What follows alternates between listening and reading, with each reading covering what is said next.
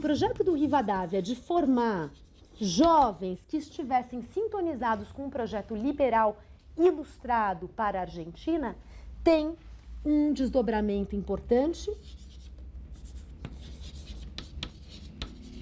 E o colégio é um colégio que tem uma vida longa na Argentina e tempos depois, a partir dos anos 1860, quando os liberais realmente se consolidam no poder, esse colégio vai passar a se chamar o Colégio Nacional de Buenos Aires. E nesse momento também Sarmiento, que chega ao poder e que tem um cargo importante como secretário de Educação e depois como presidente da República, vai ajudar a levar essa proposta para todas as províncias da Argentina e os colégios nacionais se difundem, se multiplicam, se espalham pelo território nacional. Mas a concepção do Colégio Nacional, que depois, em fins do século XIX, é o lugar por excelência onde se formam as elites na Argentina, as elites culturais na Argentina. Quem chega ao Colégio Nacional é quem, portanto, tem condições de assumir depois funções públicas de destaque. O Colégio Nacional, então, vem como algo na esteira desse Colégio de Ciências Morais que o Rivadavia cria nos anos 20. O Colégio de Ciências Morais não deixa de existir, ele aqui já forma uma geração e a partir dos anos 1860 aí ele tem realmente condições de prosperar. Ao mesmo tempo, o Rivadavia prevê, isso já entrando numa dimensão importante da lógica política do Rivadavia, ele prevê que essas realizações não deveriam se circunscrever a Buenos Aires. Então, alunos que se destacassem no Colégio de Ciências Morais seriam enviados às províncias para transmitir esse projeto de educação aos jovens das províncias. E é interessante porque o Sarmiento, lá em San Juan, recebe os ecos dessa proposta de se levar os estudantes do Colégio de Ciências Morais como porta-vozes dessa concepção de educação, dessa concepção de saber. Então, o Rivadavia vai desenvolvendo essas iniciativas culturais e educacionais e ele tem sempre uma premissa importante. Essas iniciativas devem diminuir, devem restringir o papel da igreja e o papel das ordens monásticas na educação.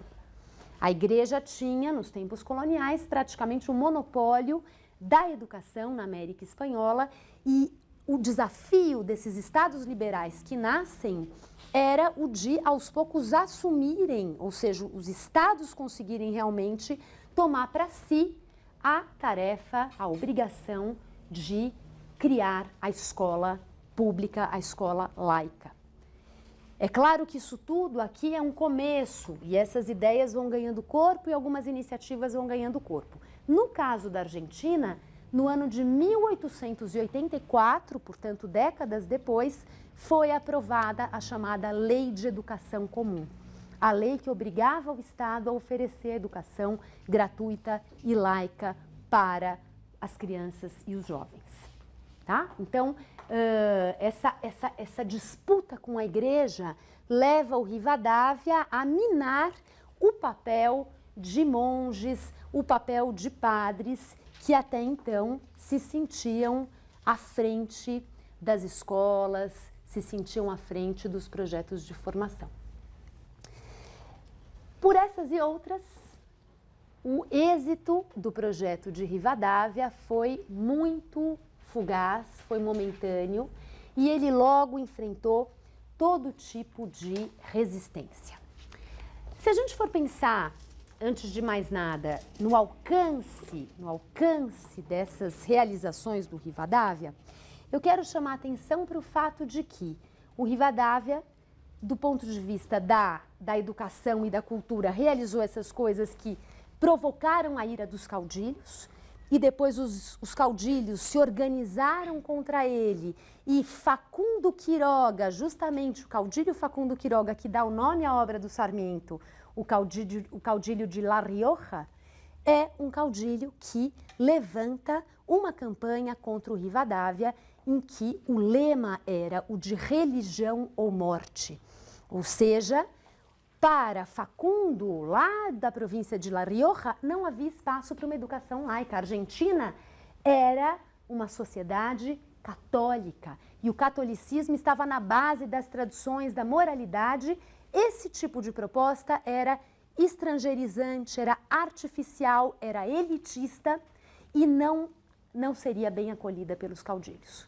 Então, essas iniciativas encontram, claro, a reação da igreja e a igreja, por sua vez, vai obter o apoio dos caudilhos que conseguem, nesse âmbito,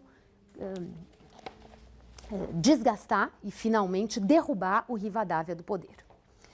Ao mesmo tempo, o Rivadavia adota uma série de medidas para resolver a questão da terra, do uso da terra, que tem desdobramentos imprevisíveis e também contribuem para as coisas se complicarem do ponto de vista da sua solidez política.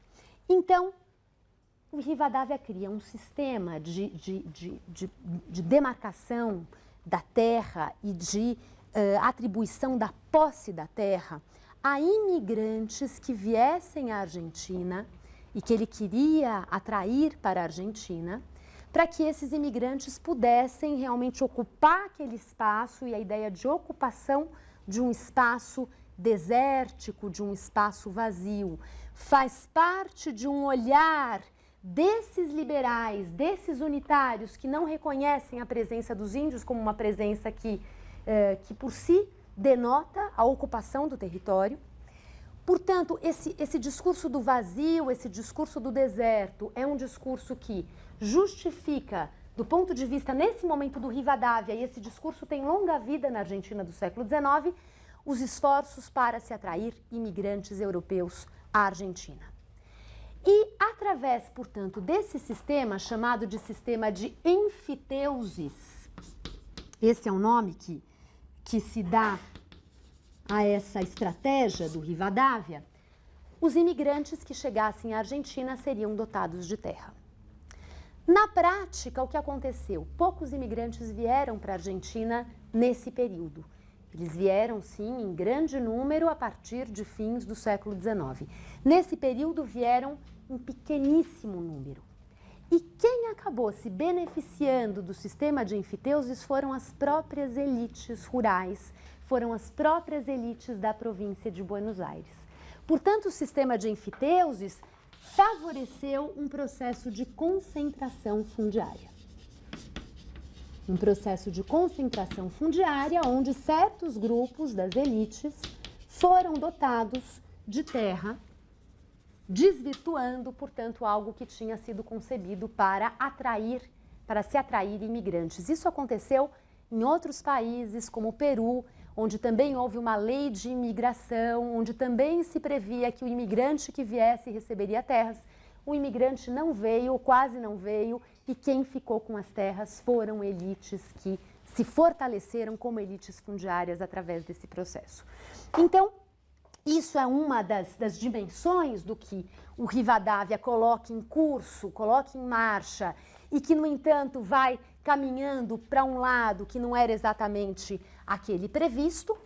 E, por outro lado, o Rivadavia também anunciava preocupações que acompanharam os liberais ao longo do século XIX ao procurar criar um mercado de trabalho que coagisse os homens dos setores populares a trabalhar com relações assalariadas, com relações disciplinadas.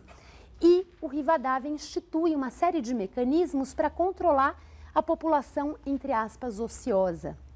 É claro que esse tipo de verificação de quem é ocioso e precisa se enquadrar e precisa apresentar o seu carnê de trabalhador, isso gera também uma série de desgastes, né? Esse é um processo em curso, como vocês sabem, no século XIX, em várias partes, também na Inglaterra, de mecanismos jurídicos que fossem capazes de favorecer a construção de um mercado de trabalho, onde a simples necessidade de se trabalhar por um salário não era suficiente para garantir a disponibilidade dessa mão de obra. Então, o Estado interfere para coagir esses homens a ingressarem no mercado de trabalho.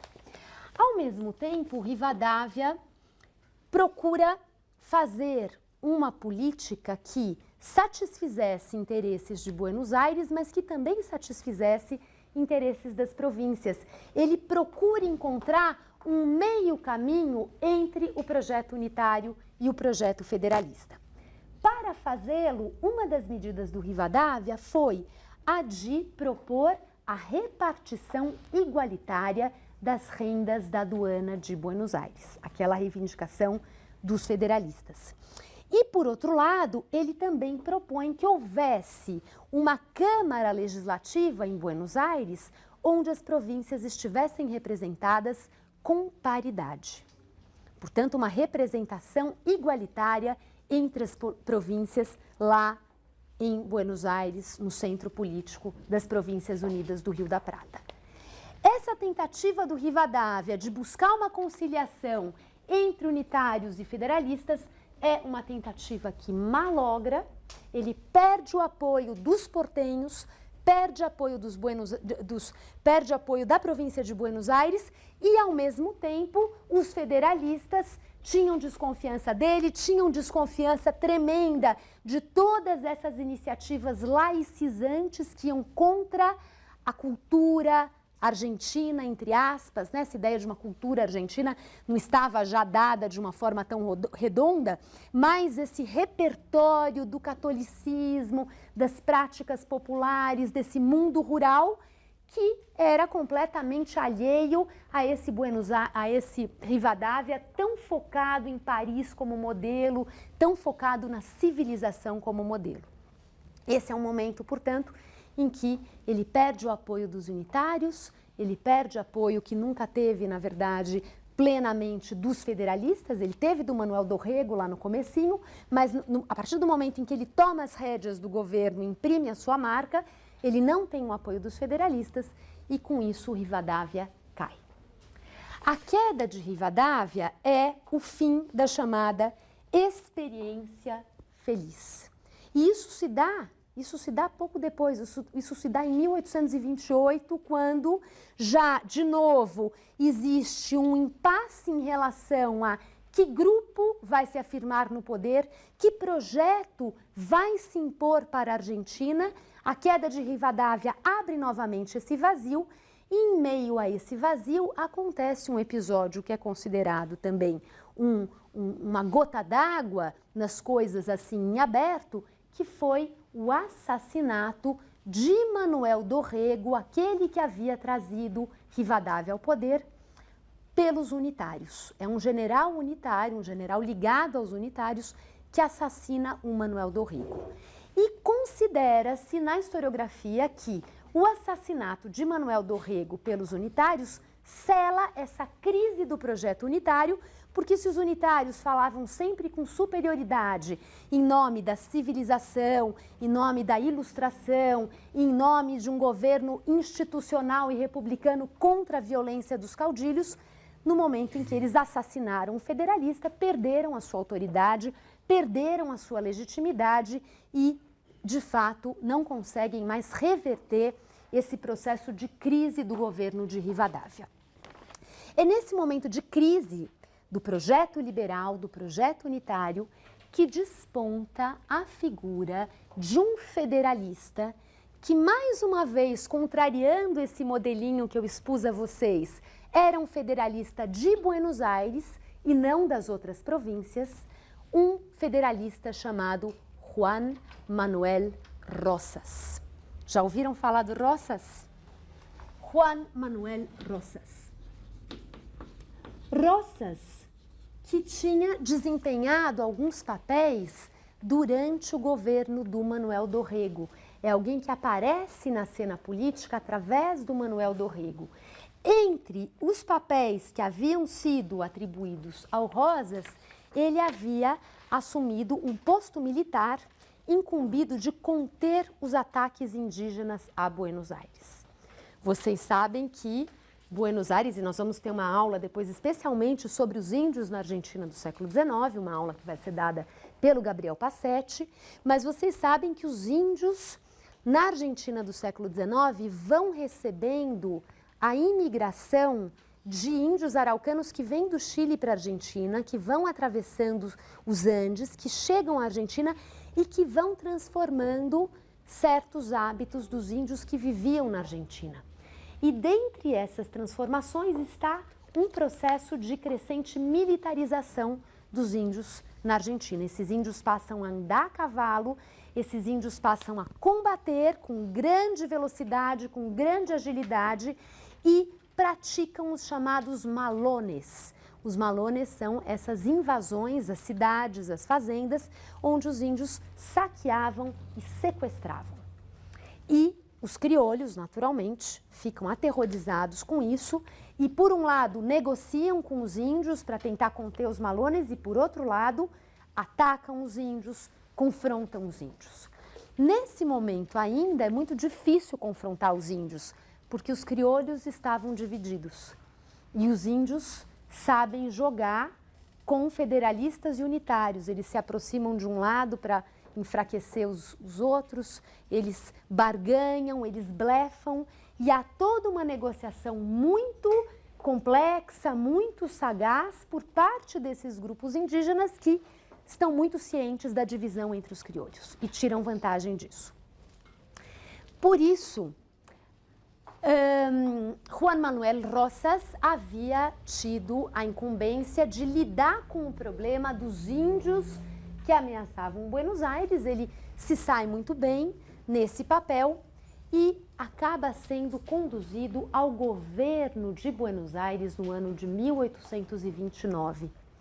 Exerce o governo por um mandato, devolve o cargo muito civilizadamente à Assembleia Legislativa, porque já havia terminado o seu mandato, mas é reconduzido ao governo de Buenos Aires e, a partir daí, essa recondução se perpetua e Rosas permanece como governador da província de Buenos Aires até o ano de 1852. Portanto, de 1829, quando ele pela primeira vez assume o cargo, até o ano de 1852, quando ele é derrotado militarmente por outros caudilhos federalistas que se levantam contra ele. A história de Rosas é uma história interessantíssima, porque ele, como governador federalista, portanto a favor da descentralização política, portanto a favor de uma não centralidade política de Buenos Aires sobre as províncias, ou seja, sintonizado com esse projeto federalista, ele afirma, sim, a hegemonia de Buenos Aires sobre as províncias, sobretudo por meio de pactos com as elites regionais, com as elites provinciais.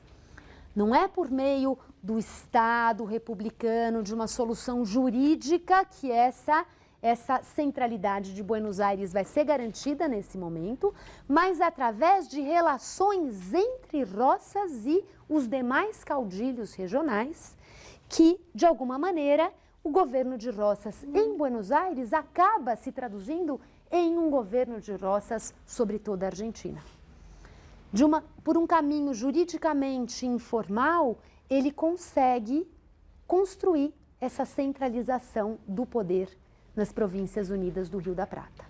E é isso que torna Rosas um prato cheio para esse debate historiográfico, porque o que disseram os autores liberais, descendentes dos unitários que escreveram sobre Rosas, sobre a ditadura de Rosas, né? O governo de Rosas é talhado como ditadura em todos esses livros liberais, essa história tradicional que se fez na Argentina ao longo do século XIX, e daqui a pouco a gente vai falar um pouquinho de historiografia, mas na verdade uma visão que se perpetua em muitos livros ainda hoje.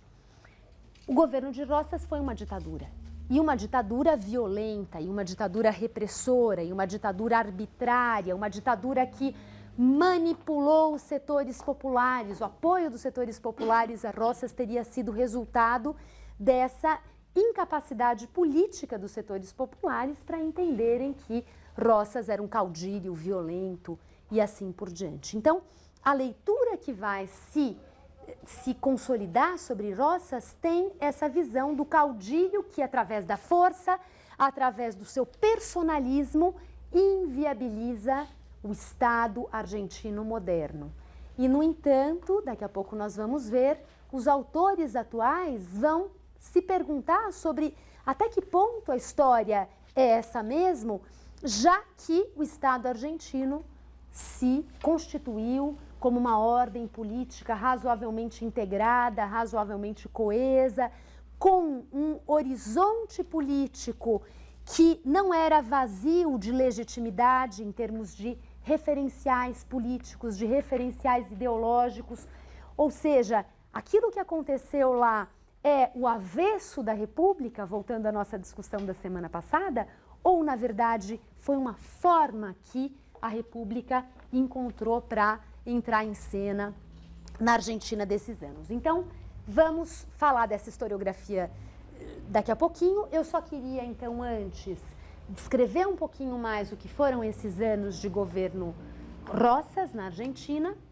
Ele realizou, em 1833, pela primeira vez, uma expedição do deserto. Essa expedição do deserto era uma expedição que visava afastar os índios de perto de Buenos Aires, que visava liberar o caminho para que as elites portenhas pudessem construir as suas fazendas, para que essas elites portenhas pudessem usar o território, dispor desse território. Esse era um território difícil de ser usufruído, já que os índios o tempo todo atacavam, atravessavam. Então, Rosas, ao mesmo tempo, se livra do problema indígena na província de Buenos Aires, né? Se livrar é um termo um pouco forte, porque esse problema se estende por muitas décadas ainda, mas naquele momento ele consegue manter esses índios à distância e, por outro lado, Rosas torna esse sistema de enfiteuses do Rivadavia algo realmente legítimo e permanente. Quando o Rivadavia criou esse sistema, essa concessão de terra em forma de posse e não de propriedade, era algo sujeito a ser cancelado, a ser revogado. A posse não era permanente, não era eterna. E Rosas transforma isso em propriedade, ou seja, aquelas elites que haviam tido acesso à terra graças ao sistema de enfiteuses do Rivadavia, se tornam proprietárias dessas parcelas de terra, e isso promove todo um desenvolvimento dessas elites fundiárias da província de Buenos Aires, que vão se afirmando como fazendeiras, que vão se afirmando como cerealistas, né, produtoras de cereais. E nós sabemos que, no final do século XIX, a Argentina é uma verdadeira potência agrícola, né? Então, o Rosas, ao fazer isso, ele, ao mesmo tempo,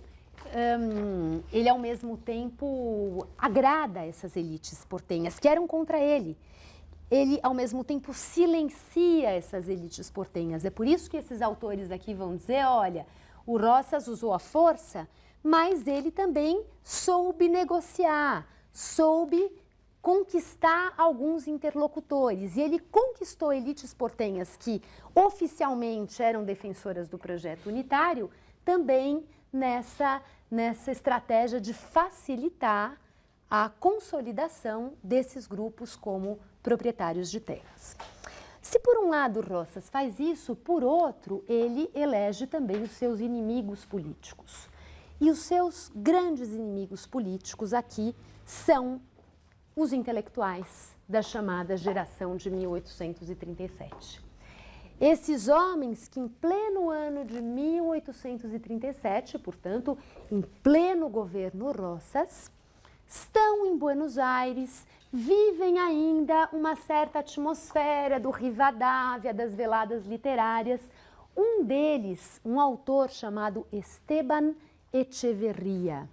Esteban Echeverría, que era um jovem romântico que tinha viajado para a Europa, volta para Buenos Aires nesse período e volta com todo o perfil de um jovem pálido, elegante, erudito e que queria professar essas ideias civilizadas, essas ideias provenientes de uma literatura da última onda, do que havia na França, do que havia na Europa, ele chega em Buenos Aires e convoca os seus amigos a participarem de um salão literário. Um salão literário onde todos poderiam se encontrar com Echeverría, que era o símbolo do príncipe, né? De um jovem nascido em berço de ouro, com toda aquela formação, com toda aquela trajetória, e lá Echeverría poderia compartilhar essa bagagem e, ao mesmo tempo, essas aspirações que ele trazia de fazer da Argentina um produto daquele repertório. E esse salão literário é rapidamente abortado por Rosas. Os homens que o frequentavam foram mandados para o exílio. Não havia espaço, isso um comentário que se tornou histórico de um sobrinho do Rosas, não havia espaço para se ler Rousseau na Argentina desse período, né? Não havia espaço para veladas literárias com essas ideias de liberdade, etc., na Argentina desse período. E esses homens são mandados para o exílio. Echeverría é mandado para o exílio, vai para Montevidéu, e em Montevidéu, no ano de 1839, ele escreve com outros 2 autores um manifesto chamado Creencia. E esse manifesto Creencia é um documento histórico dessa geração de 37. Ele, alguns anos depois, é reeditado em 1846 com o nome de Dogma Socialista. E o Dogma Socialista representa uma base, uma síntese do projeto unitário. Entretanto, um projeto unitário que fazia uma autocrítica, que fazia um balanço crítico e que se apresentava, a partir daí, como um projeto liberal. Os chamados unitários vão, a partir de meados dos anos 30, a partir de princípios dos anos 40, se identificar não mais como unitários, mas como liberais.